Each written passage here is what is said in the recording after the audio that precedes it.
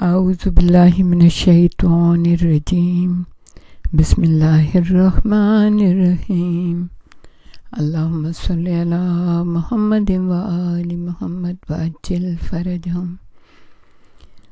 السلام علیکم ورحمۃ اللہ وبرکاتہ۔ سٹی آف نالج اکیڈمی سے آپ کی بیبی جان آپ سے مخاطب ہیں۔ ہمیں امید ہے آپ لوگ بخیر و عافیت ہوں گے اور اپنا اور اپنی فیملی کا خیال رکھ رہے ہوں گے۔ ہم نے جو سلسلہ آج کل شروع کیا ہے وہ بہت ہی ٹچی ہے اور بہت جو ہے سوچنے اور سمجھنے کا حامل ہے کہ بھئی کس طرح ہم ان چیزوں کو ٹھیک کر سکیں جو ہمارے معاشرے میں رائج ہو گئی ہیں۔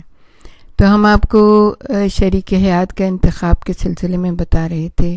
انتخاب اپنی جگہ ہے اور اس کے اندر بہت سارے مسائل آتے ہیں جو کبھی بچوں کے، کبھی خاندان والوں کے، کبھی پیرنٹ کی طرف سے آتے ہیں اور کبھی جو ہے نا خود انسان جو ہے کسی غلط طریقے سے کسی کا انتخاب کر لیتا ہے تو مسائل آ جاتے ہیں۔ تو ہم آپ کو پچھلے جو ہماری ویڈیو تھی 15 نمبر کی، اس کے اندر ہم آپ کو یہ بتا رہے تھے کہ ایک کسی عالم دین سے ملاقات ہوئی ایک نوجوان کی، اور اس نے بتایا کہ میرے والد جو ہے نا میری چچا زاد بہن سے میری شادی کرنا چاہتے ہیں، اور اس کا صرف اس کی وجہ یہ ہے کہ وہ یہ چاہتے ہیں کہ جو خاندانی دولت ہے، خاندانی پیسہ ہے، جائیداد ہے، وہ کہیں گھر سے باہر نہ جائے، اور میرے چچا چونکہ بہت مالدار ہیں تو وہ چاہتے ہیں کہ گھر کے گھر میں ہی رہے۔ لیکن میں اپنے ٹھیک ہے کہ شادی کے ذریعے میں بڑا مالدار بن جاؤں گا، لیکن میں اپنے آپ کو مطلب فروخت نہیں کرنا چاہتا کہ میں ایک ایسی لڑکی سے شادی کر لوں جس میں مجھے کچھ عام ہی نظر نہیں آتا۔ میں صرف اس لیے کر لوں کہ اس کی جائیداد میرے ہاتھوں میں آ جائے، پیسہ میرے ہاتھوں میں آ جائے، اور میں ایک امیر آدمی بن جاؤں، اور میری چچا کی بیٹی کی بھی جائیداد سیف ہو جائے، اور میرے والد کا بھی یہ خیال ہے کہ تو میں بیچنا نہیں چاہتا اپنے آپ کو۔ تو میں اتنا پریشان ہوں کہ کوئی مجھے ایسا مل جائے جو میرے والد کو سمجھا دے، کیونکہ میرے والد اس چیز کے اوپر اڑے ہوئے ہیں۔ والدین کے مسائل بھی بڑے عجیب ہوتے ہیں۔ تو انہوں نے کہا کہ ٹھیک ہے، آپ اپنے خاندان کے کسی بزرگ کو ڈال لیں اپنے بیچ میں، اپنے والد کے آپ۔ تو انہوں نے کہا نہیں، میں نہیں چاہتا کہ میرے خاندان والوں کو اس چیز کا پتہ چلے۔ میری آپ سے گزارش ہے کہ آپ میرے والد کو بلائیں اور ان سے بات کریں، اور مجھے بڑی مسرت ہوگی کہ اگر آپ میری مدد کریں گے۔ تو انہوں نے کہا اچھا ٹھیک ہے، ہم اس بارے میں کوشش کرتے ہیں۔ اور جب وہ واپس گیا وہ بچہ لڑکا، تو وہ کہتے ہیں مجھے اتنا افسوس ہوا کہ ایسے بھی گھرانے پائے جاتے ہیں جو اپنے اتنے لائق فائق لڑکوں کی بچوں کی جو برحق باتیں ان کو بھی قبول نہیں کرتے، اور وہ اپنی ہٹ دھرم طبیعت کی وجہ سے اپنے جوان بیٹوں کو ایک عجیب گرداب میں دھکیل دیتے ہیں۔ تو پھر اس کے بعد انہوں نے کہا کہ والد صاحب جو ہیں، جب میں نے بلایا ان کو، انفارمیشن کو اپنے کہا کہ ان کے والد صاحب کو بلا لیں، تو بلایا گیا۔ آفس میں جا کے بیٹھے تو والد صاحب جو ہے نا تشریف لائے، تو بہت انہوں نے اچھی طرح سے ان کا استقبال کیا، مزاج پرسی کی، اور پھر انہوں نے والد صاحب کی بہت تعریف کی کہ ہم آپ کو خوش آمدید کہتے ہیں، کیونکہ آپ کی تشریف آوری سے، آپ کے آنے سے محسوس ہوتا ہے کہ آپ اپنے بیٹے کی شادی سے بہت زیادہ مطلب شغف رکھتے ہیں، اور چاہتے ہیں کہ آپ کے بیٹے کی شادی جو ہے نا اچھی جگہ ہو جائے، اور خدا کرے آپ کی یہ محبت ہمیشہ مستقل باقی رہے۔ تو انہوں نے کہا کہ ہاں بالکل بیٹا، میں خود اپنے بیٹے کی شادی سے اور اس کے مستقبل سے بہت زیادہ دلچسپی رکھتا ہوں، اس لیے میں نے اسے یہ کہا ہے کہ اپنی چچا زاد بہن سے شادی کر لو۔ لڑکی ایک قبول صورت بھی ہے، شریف اور پڑھی لکھی ہے، اور نیز میرے بھائی کی جو مالی حالت ہے وہ بہت اچھی ہے، اور اگر یہ اس کے ساتھ جہیز میں اتنا کچھ آ گیا، جائیداد آ گئی، تو اس زمانے میں کوئی مشکل ان کو برداشت نہیں کرنی پڑے گی، کیونکہ ان کے پاس پیسہ ہوگا، اور آپ یہ جانتے ہیں کہ اگر پیسہ ہوتا ہے تو زندگی آسان ہو جاتی ہے. اس مہنگائی کے زمانے میں اگر کسی کے پاس اپنا گھر ہو, بینک بیلنس ہو, یہ سب چیزیں ہوں تو پھر اسے پرواہ کیا ہوتی ہے, وہ تو سکون سے رہتا ہے پھر. تو انہوں نے کہا عالم دین نے, لیکن اگر میاں بیوی ایک دوسرے کو پسند ہی نہ کرتے ہوں بلکہ ایک دوسرے کی کاٹ میں رہتے ہوں, اگر چاقو اور خربوزے کی طرح ہر روز لڑائی جھگڑ رہے گا تو کیا ہوگا؟ آپ کو پشیمانی نہیں ہوگی, افسوس نہیں ہوگا کہ بیٹے کی شادی زبردستی کیوں کی میں نے؟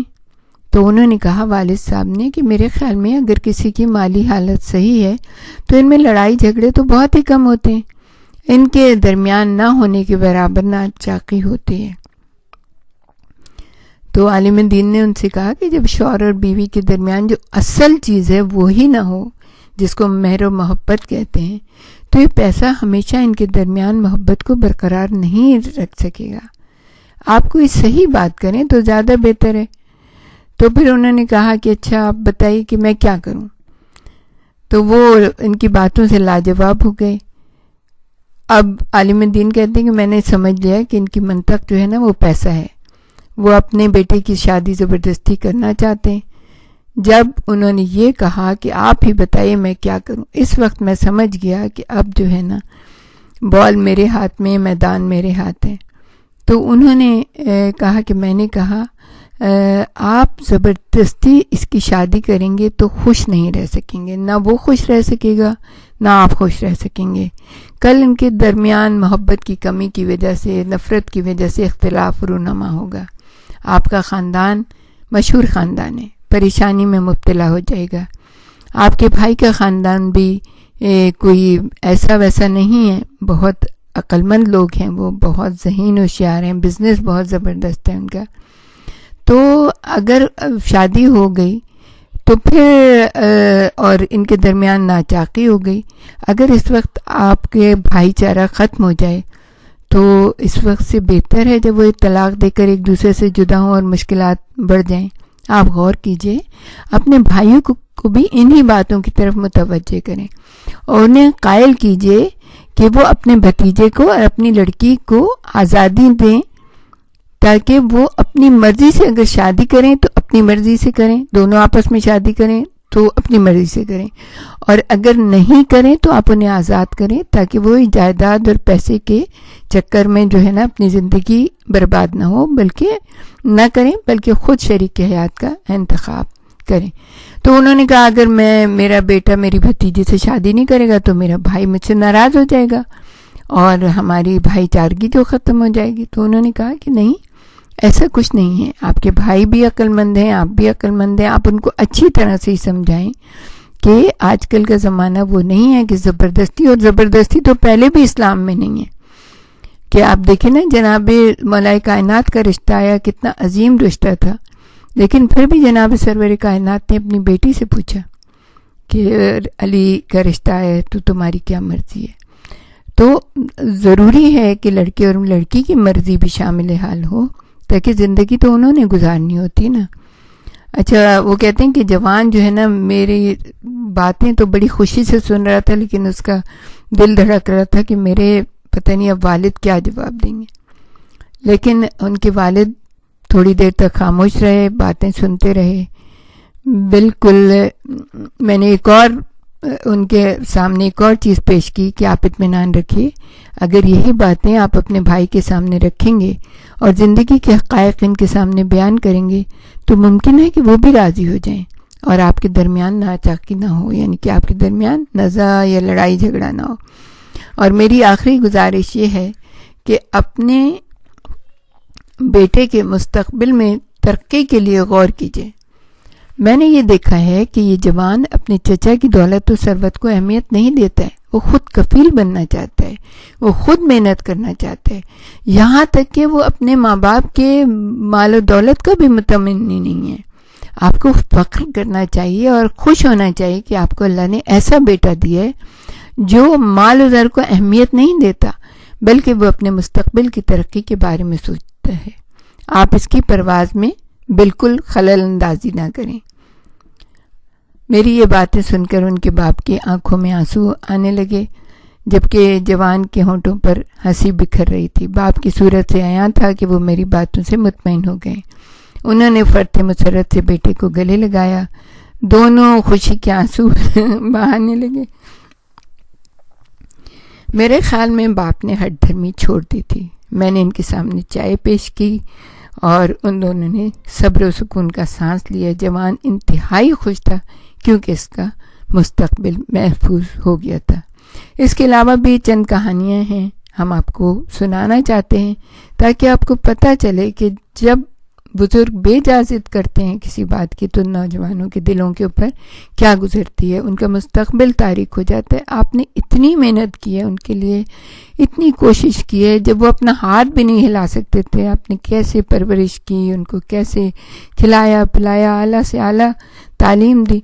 لیکن جب ان کی اصل زندگی کا معاملہ آتا ہے تو آپ بلا وجہ کے جو باتیں ہیں، کبھی بہنوں کی شادی نہیں ہوئی ہے، کبھی جو ہے نا لڑکی کا خاندان ایسا ہے، کبھی یعنی کہ خاندان غریب ہے۔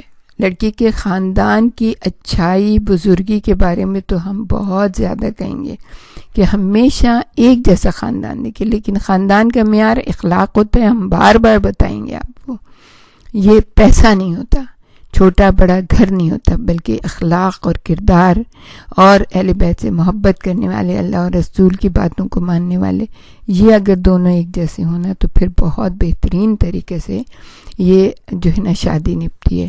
تو سوچئے کہ کہیں ایسا تو نہیں ہے کہ آپ خود ان کی راہ میں حائل ہو رہے ہوں اور آپ کی بے اجازت کی وجہ سے ان کی زندگی خراب ہو۔ بہت سوچیے اپنے بچوں کے بارے میں، آپ نے بہت ان کے لیے کچھ کیا ہے۔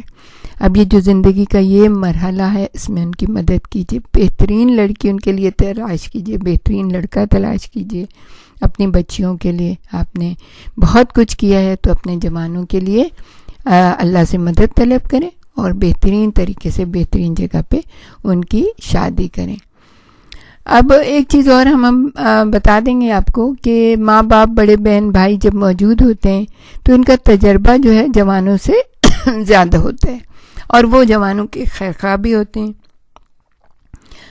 تو کبھی کبھی یہ بھی ہوتا ہے کہ جوان جو ہے نا بہت جذباتی بھی ہو جاتے ہیں، کبھی کوئی غلط انتخاب کر لیتے ہیں، تو اس میں محتاط رہیے آپ۔ ایسا نہ ہو کہ یہ جو ساری باتیں ہم کر رہے ہیں یہ اختلافی کچھ ہو جائیں، نہیں، ہم چاہتے ہیں کہ مشکلات میں اضافہ نہ ہو، مشکلات میں کمی ہو۔